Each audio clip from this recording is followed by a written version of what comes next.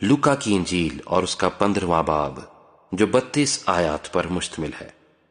سب محصول لینے والے اور گنہگار اس کے پاس آتے تھے تاکہ اس کی باتیں سنیں، اور فریسی اور فقی بڑبڑا کر کہنے لگے کہ یہ آدمی گنہگاروں سے ملتا اور ان کے ساتھ کھانا کھاتا ہے۔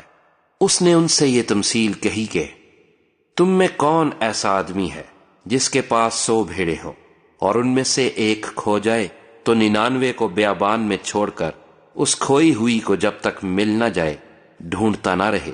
پھر جب مل جاتی ہے تو وہ خوش ہو کر اسے کندھے پر اٹھا لیتا ہے اور گھر پہنچ کر دوستوں اور پڑوسیوں کو بلاتا اور کہتا ہے میرے ساتھ خوشی کرو کیونکہ میری کھوئی ہوئی بھیڑ مل گئی۔ میں تم سے کہتا ہوں کہ اسی طرح 99 راست بازوں کی نسبت جو توبہ کی حاجت نہیں رکھتے ایک توبہ کرنے والے گنہگار کے باعث آسمان پر زیادہ خوشی ہوگی۔ یا کون ایسی عورت ہے جس کے پاس 10 درہم ہو اور ایک کھو جائے تو وہ چراغ جلا کر گھر میں جھاڑو نہ دے اور جب تک مل نہ جائے کوشش سے ڈھونڈتی نہ رہے، اور جب مل جائے تو اپنی دوستوں اور پڑوسیوں کو بلا کر نہ کہے کہ میرے ساتھ خوشی کرو کیونکہ میرا کھویا ہوا درہم مل گیا؟ میں تم سے کہتا ہوں کہ اسی طرح ایک توبہ کرنے والے گنہگار کے باعث خدا کے فرشتوں کے سامنے خوشی ہوتی ہے۔ پھر اس نے کہا کہ کسی شخص کے 2 بیٹے تھے۔ ان میں سے چھوٹے نے باپ سے کہا اے باپ، مال کا جو حصہ مجھ کو پہنچتا ہے مجھے دے دے۔ اس نے اپنا مال متاع انہیں بانٹ دیا، اور بہت دن نہ گزرے کہ چھوٹا بیٹا اپنا سب کچھ جمع کر کے دور دراز ملک کو روانہ ہوا اور وہاں اپنا مال بدچلنی میں اڑا دیا، اور جب سب خرچ کر چکا تو اس ملک میں سخت کال پڑا اور وہ محتاج ہونے لگا۔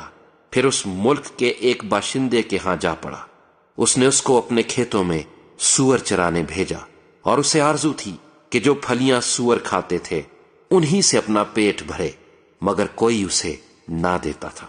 پھر اس نے ہوش میں آ کر کہا میرے باپ کے بہت سے مزدوروں کو افراط سے روٹی ملتی ہے اور میں یہاں بھوکا مر رہا ہوں۔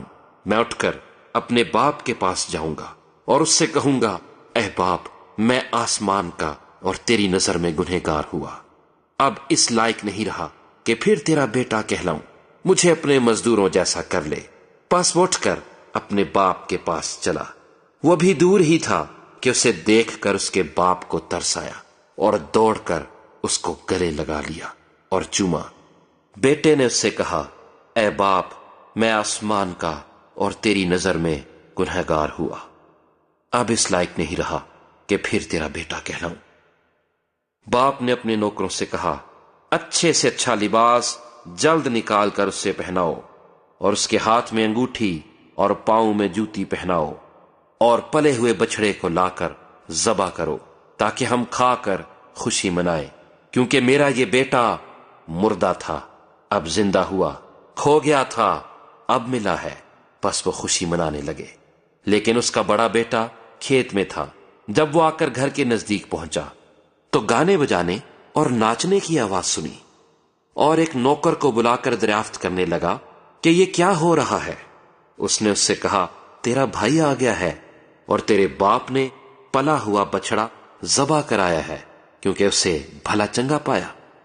وہ غصے ہوا اور اندر جانا نہ چاہا، مگر اس کا باپ باہر جا کر اسے منانے لگا۔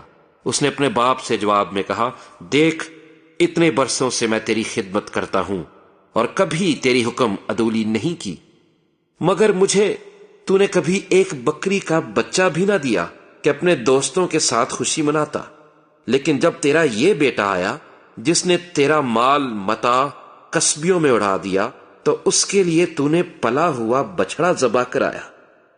اس نے اس سے کہا بیٹا، تو ہمیشہ میرے پاس ہے اور جو کچھ میرا ہے وہ تیرا ہی ہے، لیکن خوشی منانا اور شادمان ہونا مناسب تھا کیونکہ تیرا یہ بھائی مردہ تھا اب زندہ ہوا، کھویا ہوا تھا اب ملا ہے۔